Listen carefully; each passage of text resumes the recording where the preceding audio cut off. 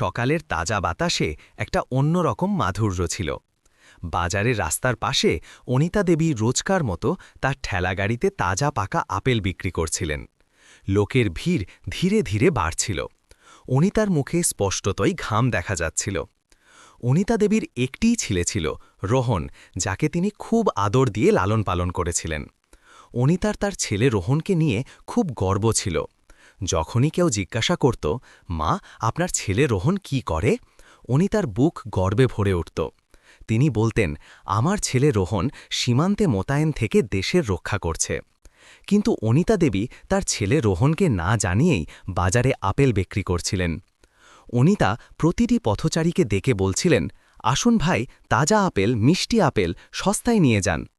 কিছু লোক আসত, থামত, দাম জিজ্ঞাসা করত এবং চলে যেত। কিছু লোক শুধু দেখতে দেখতে বেরিয়ে যেত। কিন্তু অনিতার হাসি সব সময় বজায় থাকত। সবকিছু ঠিকঠাক চলছিল। তখনই একটা বাইক রাস্তার পাশে এসে থামল। বাইক থেকে একজন দারোগা নামলেন, কাঁধে তাড়া লাগানো, চোখে দাপট আর মুখে অহংকার। বাজারে চাঞ্চল্য সৃষ্টি হল। দারোগা গুপ্তা সিং সোজা অনিতার ঠেলাগাড়ির কাছে গেলেন।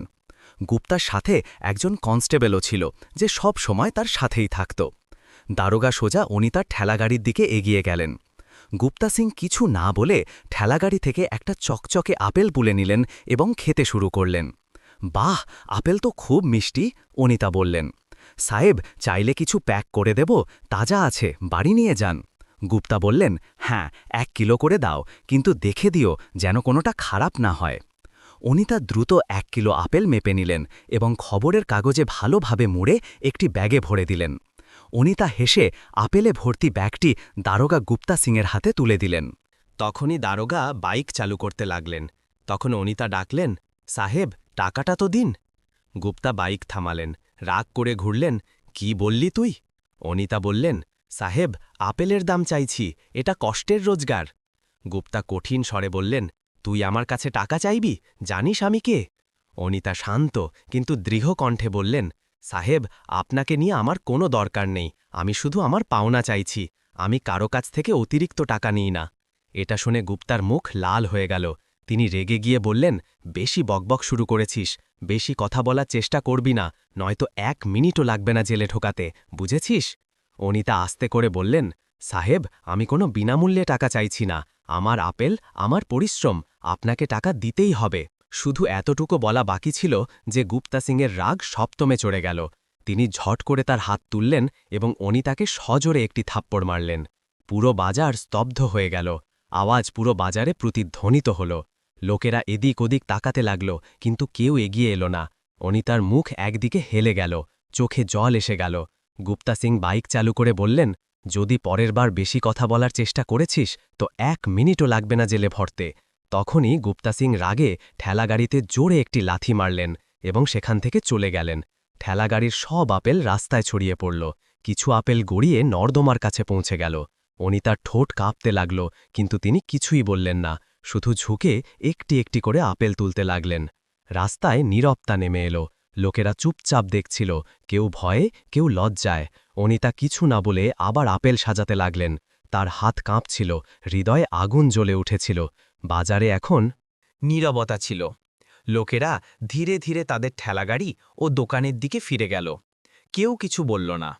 অনিতা কিছু না বলে তার ঠেলাগাড়ির নিচে পড়ে থাকা আপেল তুলে আবার পরিষ্কার করতে লাগলেন। এর মধ্যে বাজারের কোণে একটি ছেলে দাঁড়িয়েছিল। নাম ছিল সুরেশ, বয়স প্রায় 25-26 বছর হবে। তার হাতে মোবাইল ছিল এবং ক্যামেরা চালু ছিল। সে পুরো ঘটনাটি রেকর্ড করে নিয়েছিল। দারোগার আপেল খাওয়া, অনিতার টাকা চাওয়া, থাপ্পড় মারা এবং ঠেলাগাড়ি উল্টে দেওয়া, সব কিছু। সুরেশ পাশেই একটি দোকানে কাজ করত এবং অনিতা দেবীকে অনেক দিন ধরে চিনত। সে বহুবার তার কাছ থেকে আপেল কিনেছে। সে জানত যে এই মহিলা কোনো সাধারণ নারী নন। তার ছেলে রোহন আর্মি অফিসার। এই ভিডিওটি তাকে পাঠানোই ভালো হবে। সুরেশ সিদ্ধান্ত নিল ভিডিওটি রোহনের কাছে পৌঁছাতে হবে। পরের দিন সকালে সীমান্তে সূর্য ধীরে ধীরে উদয় হচ্ছিল। রোহন তার পোস্টে দাঁড়িয়েছিল, হাতে রাইফেল, চোখে আগুন, মুখে ঘাম। তখনই তার মোবাইল বেজে উঠল। সে দেখল ওপরে একটি ভিডিও দেখা যাচ্ছে। রোহন প্রথমে মনোযোগ দেয়নি, কিন্তু যখন সে প্লে বাটন চাপল তখন তার হাত কাঁপতে লাগল। স্ক্রিনে তার মা ছিলেন, ঠেলেগাড়ি সেই রোজকার বাজার, এবং তারপর সে দেখল দারোগা গুপ্তা সিংয়ের থাপ্পড়, তার মায়ের উল্টে যাওয়া ঠেলাগাড়ি এবং রাস্তায় ছড়িয়ে থাকা আপেল। কয়েক সেকেন্ডের জন্য রোহনের মুখ একেবারে স্থির ছিল, যেন সময় থেমে গেছে। তারপর তার চোখে আগুন ভরে গেল। সে মোবাইলটি জোরে চেপে ধরল, মুঠি শক্ত হয়ে গেল। চারদিকে নীরবতা ছিল, শুধু তার বুক থেকে ওঠা দ্রুত শ্বাসের শব্দ আসছিল। সে সেখানেই দাঁড়িয়ে রইল কিছুক্ষণ। তারপর হঠাৎ তড়িঘড়ি করে তার অফিসারের কাছে গেল এবং ছুটির আবেদন করল। তখনই কমান্ডার কঠিন স্বরে বললেন, রোহন, এত তাড়াতাড়ি কেন যেতে চাইছ? রোহন শুধু এতটুকু বলল, স্যার, বাড়িতে একটা জরুরি বিষয় আছে।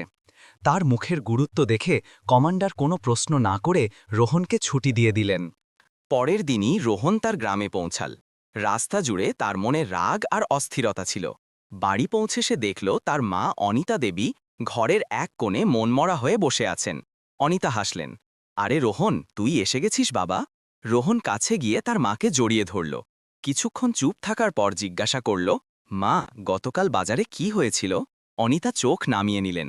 কিছু না বাবা, শুধু ছোট একটা ঝামেলা হয়েছিল, সব ঠিক আছে।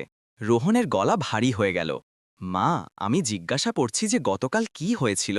অনিতা প্রথমে এড়িয়ে যাওয়ার চেষ্টা করলেন, কিন্তু তারপর আস্তে করে বললেন, রোহন বাবা, গতকাল যখন আমি বাজারে আপেল বিক্রি করছিলাম তখন সে বিনামূল্যে আপেল নিয়ে যাচ্ছিল।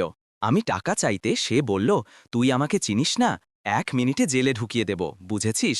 বেশি কথা বলার চেষ্টা করবি না, বুঝেছিস? অনিতা কঠিন স্বরে বললেন, বাবা, ওরা বড় লোক, তুই ওদের সাথে ঝামেলা করিস না। রোহন আস্তে করে বলল, মা, আমি শুধু সৈনিক নই, আমি তোমার ছেলেও, আর যে তোমার সাথে এমন করেছে তাকে আমি ছাড়ব না। পরের দিন সকালে রোহন সাধারণ পোশাক পরল এবং বাজারের দিকে রওনা হল। রোহন একটি অটোতে চড়ে থানার দিকে যেতে লাগল। কিছু দূর যাওয়ার পর অটোচালক পিছন ফিরে বলল, সাহেব, এই রাস্তা দিয়ে তো লোক কমই যায়, কিন্তু আমি আপনার জন্য এখান দিয়েই যাচ্ছি। রোহন গম্ভীরভাবে জিজ্ঞাসা করল, এই রাস্তায় এমন কি আছে? ড্রাইভার ধীরে ধীরে বলল, সাহেব, এই রাস্তায় একটু সামনেই একটা চেকপোস্ট আছে। সেখানে দারোগা গুপ্তা সিং এবং তার কিছু লোক থাকে। তারা অকারণে লোকের কাছ থেকে জাল চালান কেটে টাকা আদায় করে। যদি কেউ বারণ করে তাকে ভয় দেখায় এবং কখনো কখনো মারধরও করে। রোহনের মুখে এখন একটা অদ্ভুত নীরবতা ছিল। কিছুক্ষণের মধ্যেই সামনে পুলিশের চেকপোস্ট দেখা গেল। রাস্তায় একটা ব্যারিকেড লাগানো ছিল।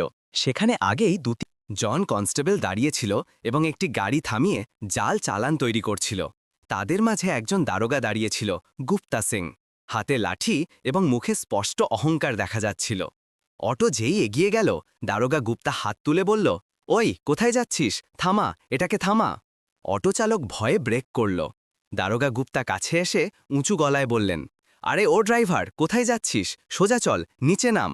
ড্রাইভার কাঁপতে কাঁপতে বলল, সাহেব, শুধু থানা পর্যন্ত যাচ্ছি।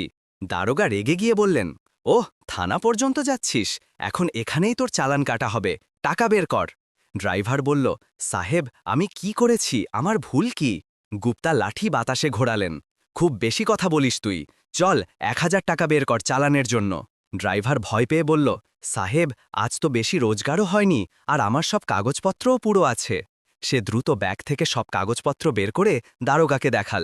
দেখে নিন সাহেব, সব পুরো আছে। গুপ্তা সিং এক ঝলক তাকালেন, তারপর কঠিন স্বরে বললেন, বেশি চালাক হচ্ছিস? আমি বলছি না টাকা বের কর, নয়তো গাড়ি বাজেয়াপ্ত করে নেব। রোহন এতক্ষণ অটোতে বসে সব কিছু দেখছিল। তারপর সে অটো থেকে বাইরে নামল। রোহন শান্ত কিন্তু কঠিন স্বরে বলল, আপনি এই লোকটির কাছ থেকে টাকা কেন নিচ্ছেন?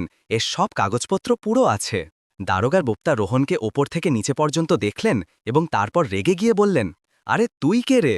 খুব বড়লোক মনে হচ্ছে তুই। বেশি কথা বলবি না, নয়তো 1 মিনিটে জেলে ঢুকিয়ে দেব, বুঝেছিস? রোহন সোজা তার চোখের দিকে তাকাল। সাহেব, আপনি অকারণে কারো কাছ থেকে জাল চালান তৈরি করে টাকা নিতে পারেন না, এটা আইনের পরিপন্থী। এটুকু শোনা মাত্রই গুপ্তা সিংয়ের মুখ লাল হয়ে গেল। সে বলল, আরে তোর মতো অনেক দেখেছি আমি, তুই আমাকে আইন শেখাবি? এবং তারপর গুপ্তা সিং কিছু না ভেবেই রোহনের গালে সোজোর একটি থাপ্পড় মারলেন। অটোচালক ভয়ে পিছনে সরে গেল। আশেপাশে 2 কনস্টেবল চুপচাপ দাঁড়িয়েছিল, কারও সাহস হল না কিছু বলার। রোহনের মুখ হালকা ঝুঁকে গেল। সে গভীর শ্বাস নিল এবং ধীর কিন্তু শীতল স্বরে বলল, সাহেব, এবার দেখুন আমি কি করি। গুপ্তা সিং হাসলেন, যা করার কর, অনেক লোক আসে হুমকি দিতে, কিন্তু সবার দর্প চূর্ণ করে দিই। রোহন কোনো জবাব না দিয়ে অটোতে বসতে বসতে বলল, চলুন। অটো ধীরে ধীরে এগিয়ে চলল, কিন্তু এইবার রোহনের মুখ একদম শান্ত ছিল, যেন নীরব ঝড়। সে জানত যে এখন এই দারোগাকে একটা উচিত শিক্ষা দিতেই হবে। কিছুক্ষণের মধ্যেই রোহন থানায় পৌঁছে গেল। থানার ভেতরে সেই সময় এসএইচও সিং চেয়ারে বসেছিলেন, টেবিলের ওপর পা রেখে চা পান করছিলেন। কনস্টেবলরা এদিক ওদিক ছোটাছুটি করছিল। রোহন ভেতরে গেল এবং এসএইচওকে বলল, সাহেব, আমাকে একটি রিপোর্ট লেখাতে হবে। এসএইচও অরবিন্দ সিং রোহনকে ওপর থেকে নিচে পর্যন্ত দেখলেন এবং বললেন, এখানে কোনো রিপোর্ট লেখা হয় না, এখান থেকে যা। রোহন বলল, সাহেব, রিপোর্ট তো থানাতেই লেখা হয়। এসএইচও আস্তে করে বললেন, রিপোর্ট তো লেখা হবে, কিন্তু এর জন্য তোমাকে প্রথমে 1000 টাকা দিতে হবে।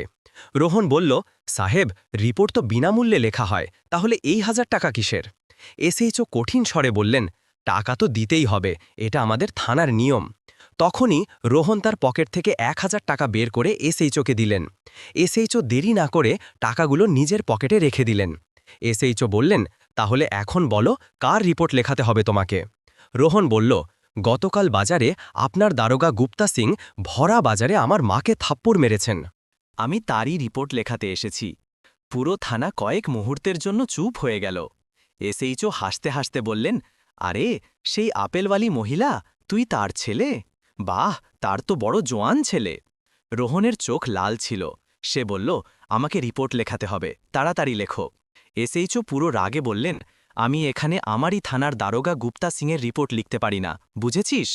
রোহন বলল, সাহেব, এখানে রিপোর্ট লেখা না হলে আমি উপরমহল পর্যন্ত যাব।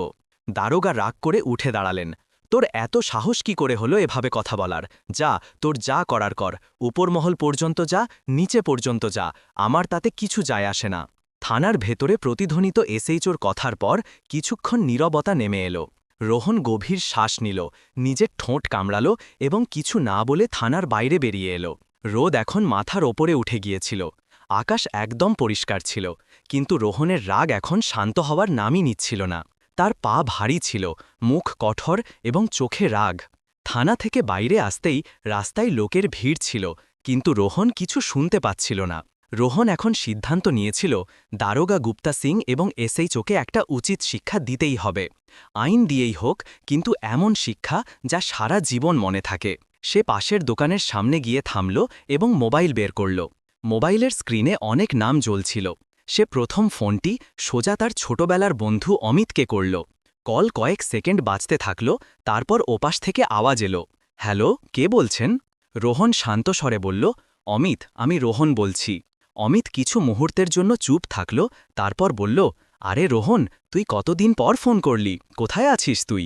রোহন কোনো হাসি ঠাট্টা না করে জবাব দিল, অমিত, বেশি কথা বলার সময় নেই। আজ সন্ধ্যা পর্যন্ত বাজারে পৌঁছাতে হবে, খুব জরুরি কাজ আছে। অমিত অবাক হয়ে জিজ্ঞাসা করল, কি হয়েছে, সব ঠিক আছে তো?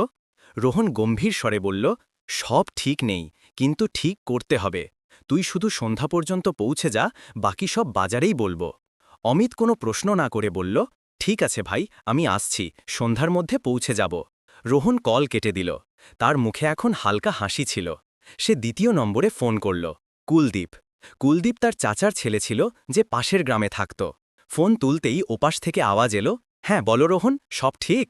রোহন বলল, কুলদীপ, আজ সন্ধ্যা পর্যন্ত বাজারে পৌঁছাতে হবে, খুব জরুরি কাজ আছে। কুলদীপ হাসতে হাসতে জিজ্ঞাসা করল, আরে হঠাৎ কি হলো? রোহন কঠিন সুরে বলল, হাসি ঠাট্টার সময় নেই, ব্যাপারটা খুব গুরুতর। যখন পৌঁছে যাবি তখন সব বলবো, শুধু মনে রাখিস আজকের দিনটা খুব জরুরি। কুলদীপ সঙ্গে সঙ্গে বলল, ঠিক আছে ভাই, যেমন বলবি তেমনই করব, সন্ধ্যা পর্যন্ত পৌঁছাচ্ছি। এবার রোহন তৃতীয় নম্বরটি বের করল। তার সবচেয়ে নির্ভরযোগ্য সঙ্গী, যে তার সাথে সীমান্তে ডিউটি করেছে। নাম ছিল ক্যাপ্টেন আরিয়ান চৌধুরী। আরিয়ান সেই ছিল যে কোনো পরিস্থিতিতে তার বন্ধুদের পাশে দাঁড়াত। ফোন লাগতেই ওপাশ থেকে গম্ভীর আওয়াজ এলো, ওহ রোহন ভাই, কেমন আছিস? রোহনের গলা শীতল ছিল। আরিয়ান, কিছু কথা বলতে হবে, খুব জরুরি। কি হয়েছে, সব ঠিক আছে? না, ঠিক নেই। আমার মায়ের সাথে দারোগা গুপ্তা সিং খারাপ ব্যবহার করেছে। তাকে এবং এসএইচও দুজনকেই উচিত শিক্ষা দিতে হবে, কিন্তু আইনি পথে। আজ সন্ধ্যা পর্যন্ত বাজারে পৌঁছাও, সেখানে সব বলবো। আরিয়ানের গলা সঙ্গে সঙ্গে গম্ভীর হয়ে গেল। রোহন, তুই চিন্তা করিস না, আমি আজই বেরোচ্ছি, শুধু তুই সাবধানে থাকিস। রোহন বলল, আমার ভয় নেই, কিন্তু এইবার ব্যাপারটা সম্মানের। আরিয়ান বলল, বুঝেছি, আমি সন্ধ্যা পর্যন্ত পৌঁছাচ্ছি। 3টি কল শেষ হওয়ার পর রোহন মোবাইলটি পকেটে রাখল। সন্ধ্যা প্রায় 5টা বাজছিল। রোহন বাজারেই ছিল। তখনই 3 বন্ধু বাজারে পৌঁছে গেল। রোহন আস্তে করে বলল, এবার সময় এসেছে। দারোগা এবং এসএইচও দুজনেই যা করেছে তার জবাব দেয়া হবে, কিন্তু আইন অনুযায়ী।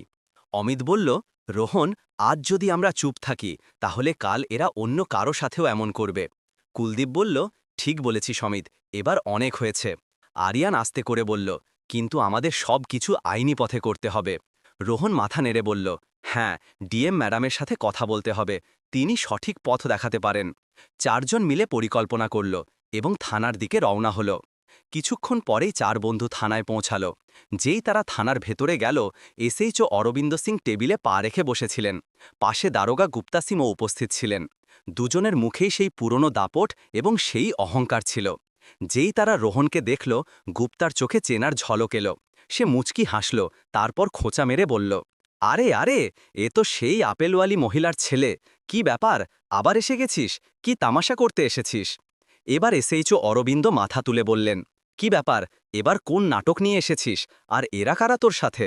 রোহন কোনো ভাবান্তর না করে বলল, সাহেব, আজ রিপোর্ট লেখাতে নয়, বরং আজ সত্যিটা সামনে আসবে। গুপ্তা সিং হাসলেন, সত্যি? তোর সত্যি আমাদের থানায় চলবে না, চল সবাই এখান থেকে বেরো। এসএইচও হাত দিয়ে ইশারা করে বললেন, আমাদের সময় নষ্ট করিস না, অনেক কাজ আছে। যেখানে যাওয়ার যা যা, এটা কোনো সার্কাস নয় যে রোজ তামাশা করতে চলে আসবি। থানার পরিবেশ একেবারে টানটান ছিল। কনস্টেবলরাও ফিসফিস করতে শুরু করেছিল। রোহন পকেট থেকে মোবাইল বের করল এবং কিছু না বলে মোবাইলে স্পিকার চালু করল এবং নম্বর ডায়াল করল। ফোনের রিং বাজল। পুরো থানা চুপ হয়ে গেল। রোহন শান্ত কিন্তু গম্ভীর স্বরে বলল, নমস্কার ম্যাডাম, আমি আর্মি জওয়ান রোহন ভার্মা বলছি। এখন আমি আপনার জেলার প্রধান থানায় আছি। এখানে আমার আপনাকে প্রয়োজন, আপনি কি আসতে পারবেন? ফোনের অন্য পাশে কিছু মুহূর্ত নীরবতা ছিল। তারপর ডিএমের আওয়াজ এলো, কি ব্যাপার রোহন, সব ঠিক আছে তো? রোহন বলল, না ম্যাডাম, সব ঠিক নেই, এখানে আইনের উপহাস করা হচ্ছে। ডিএম সীমার গলা কঠিন হয়ে গেল, ঠিক আছে, আমি আসছি 10 মিনিটের মধ্যে। ফোন কেটে যেতেই পুরো থানায় নীরবতা নেমে এলো। গুপ্তা বলল, আরে, কোন ডিএম আসবে এত তাড়াতাড়ি? ভয় দেখানোর চেষ্টা করছে। কিন্তু কয়েক মিনিটের মধ্যেই বাইরে থেকে গাড়ির হর্নের আওয়াজ প্রতিধ্বনিত হল। পুরো থানা যেন হঠাৎ নড়ে উঠল।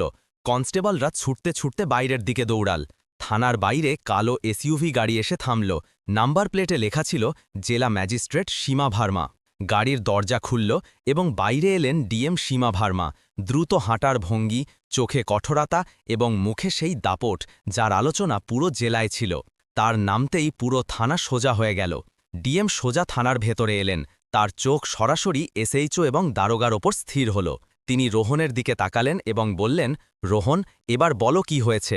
রোহন এক ধাপ এগিয়ে গেল, হাতে মোবাইল ধরে সবার সামনে বলল, ম্যাডাম, এই এসএইচও এবং এই দারোগাই সেই লোক যারা আমার মাকে ভরা বাজারে থাপ্পড় মেরেছে। বাজারে জাল চালান কাটা হয় এবং রিপোর্ট লেখার জন্য ঘুষ চাওয়া হয়। পুরো থানা স্তব্ধ হয়ে গেল। ডিএমের চোখ লাল হয়ে গেল। তিনি এসএইচওর দিকে ঘুরে বললেন, এটা সত্যি এসএইচও? এসএইচও তোতলিয়ে বললেন, ম্যাডাম, এ মিথ্যা বলছে, আমরা তো। ডিএম মাঝখানে থামিয়ে দিলেন, চুপ, আগে এটা বলো, রিপোর্ট লেখার জন্য টাকা কেন চাওয়া হয়েছিল? এসএইচও ঘাম মুছতে মুছতে বললেন, ম্যাডাম, ওটা একটা ভুল হয়ে গিয়েছিল, ভুল। ডিএমের গলা চড়ে গেল, এটা কি থানা নাকি তোলাবাজির আড্ডা? জনগণকে ভয় দেখিয়ে টাকা নাও, যে টাকা না দেয় তাকে থাপ্পড় মারো। গুপ্তা সিং মাঝখানে বলার চেষ্টা করলেন, ম্যাডাম, এ সব মিথ্যা। ডিএম হাত তুলে বললেন, আর একটি শব্দও যদি বলো তাহলে এখানেই উর্দি খুলে দেব। পুরো ঘর নীরব। কনস্টেবলরা দেওয়ালের পাশে দাঁড়িয়ে গেল, কেউ নড়ছিলও না। ডিএম তার পকেট থেকে পেন বের করলেন, টেবিলে রাখা ফাইল টেনে নিলেন এবং বললেন, দারোগা গুপ্তা সিং এবং এসএইচও অরবিন্দ সিং, তোমাদের দুজনকেই এখন এবং এই মুহূর্তে সাসপেন্ড করা হলো। বন্ধুরা, এই ভিডিওটি শুধুমাত্র মনোরঞ্জনের উদ্দেশ্যে বানানো হয়েছে। এটি কোনো সত্যিকারের ঘটনা নয়। বন্ধুরা, এই গল্পের উদ্দেশ্য কারোর অনুভূতিতে আঘাত দেওয়া নয়। এই ভিডিওটি এআই দ্বারা তৈরি করা হয়েছে। এবং হ্যাঁ বন্ধুরা, আমি পুরোপুরি আশা করি যে এই ভিডিওটি আপনাদের অবশ্যই পছন্দ হয়েছে। এই ভিডিওর জন্য একটা লাইক তো অবশ্যই করা উচিত। এমন আরও ভিডিও দেখতে আমাদের চ্যানেলটিকে সাবস্ক্রাইব অবশ্যই করুন এবং ভিডিওটি আপনার বন্ধুদের সাথে শেয়ার করতে ভুলবেন না। তাহলে বন্ধুরা, দেখা হবে পরের ভিডিওতে একটি নতুন গল্পের সাথে।